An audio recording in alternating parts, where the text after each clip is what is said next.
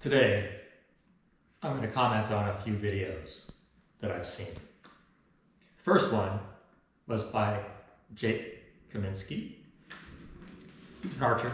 He has a YouTube channel I like to watch. And his latest one that I saw started off about arm guards. And my experience with arm guards is a little different. So, first of all, if you're starting off in archery and your string is hitting your clothing and you don't even know it, archery may not be the sport for you. You have to be percipient again. I was talking about my previous video. You have to be aware. So, about arm guards. So, this bow, I've showed you before. It's not my practice bow, it's practice with it. I used to love this bow, still do. Used to shoot it a lot. But I can no longer shoot it because I go, okay, and the string will just go right into my arm like that, after you let go. It has adjustments. I've adjusted them, of course.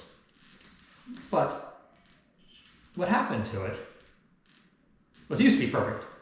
Okay, and that's how you know if you have a good bow, is you take off all the stabilizers. And it's good to have a camera, slow motion, and you shoot it, and you should see, it doesn't move on you, and it doesn't vibrate a lot. That's how you know a good bow, like this bow here, okay? So I was using this bow, and the way I would use it, of course, is I go out to the archery field and I have on my back. So I ride my bike out to the archery field, and it's about 15 pounds, right? And I did that for like 8 years. So also commenting about weighted vests and exercising, and something you may not be aware of. Okay. So this one day I was coming back, only a block away from my house, through the park. I've got a green light in a crosswalk. And this lady, solid Galway, evil. That's how people are in San Francisco, I'm telling you. So I'm going this way, she just pulled right in front of me. Okay? Hit the brakes. So I stopped. So I saw what was going on, so I stopped. But now I've got this big bag on my back. And so I flipped completely over the hood, head over heels, and almost made it back on my feet on the other side. But again, it's big. So I landed on the bow. And it got bent. That's why I can't use this bow anymore. But I didn't get hurt, luckily. And yeah. But you just have to watch out for the people, especially in San Francisco. She's an old lady, they hate bicyclists, how they are. So, just have to be aware, And also, just about arm guards. So you got this little piece of plastic, on the end. And of course, the arrow itself, I told you about, they can break. Okay. And if something breaks, especially when you get to this poundage, over 40 pounds, and you're let go, and it breaks, okay, the string will tear through any clothing you've got on, knock away the little arm guard, wherever it is, doesn't matter, and it will tear right through your skin. Okay. And if you're lucky, the arrow won't go through your arm. Okay, if you're lucky.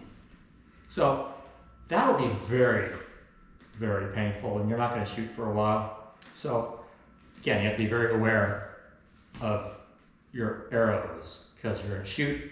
Eventually, you or somebody's going to hit the arrow, and it'll have a little bit of damage to it. So you just have to be careful. Really careful. Now let's go on. You always say garbage trucks. This San Francisco has turned into like a human garbage dump. There's garbage trucks all the time because, anyway, they never stop. And they just pour oil slicks all over the road, and the people love it here. They just love it. So the other comment is about GCM. They just did a video on seats and how to adjust your seat. Okay. One of the things they did, a couple things they didn't mention, was first, this is my hill climbing bike. Okay. And this is how I have it adjusted. So when I have it turned over on the hoods, the seat is basically flat on the ground. And I got the stem all the way slammed.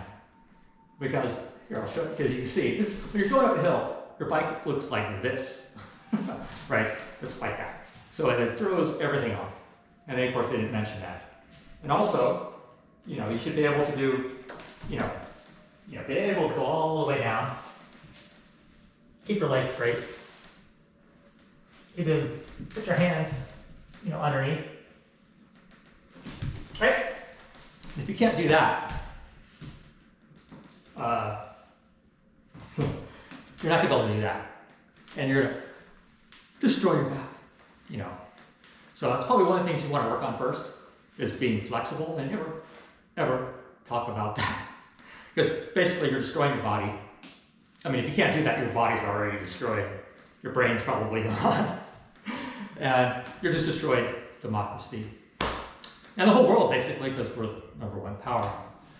It's been sad watching it happen, but that's what's going on. Anyway, have fun. I'll show a video about a pigeon downstairs, and it has a whole flat to itself because nobody wants to rent to people there in San Francisco. It's just short-term rentals because the people are so bad. So I gave this pigeon a whole flat, 1,500 square feet. I have a little video pulling on that. Anyway, goodbye. Well, hope to see how this turns out good. So this is my rescued pigeon. It's now 2.5 weeks. You can see a big hole in its chest. I've been taking care of it. It has 1,500 feet down there to play.